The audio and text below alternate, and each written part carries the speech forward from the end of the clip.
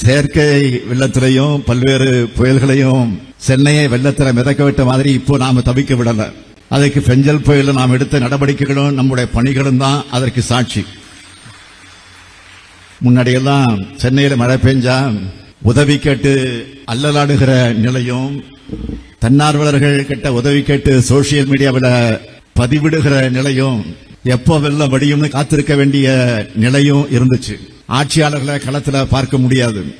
அப்படியே வந்தாலும் என்ன பிரச்சனைன்னு கூட தெரியாம வாக்காளர் பெருமக்கள் பேசுவாங்க. மீடியாக்கள் மைக்க கொண்டு போய் நீட்டினா பதில் சொல்லாம பிளீஸ் விட்டுடுங்கன்னு சொன்னவங்க தான் இருந்தாங்க கடந்த கால ஆட்சியில.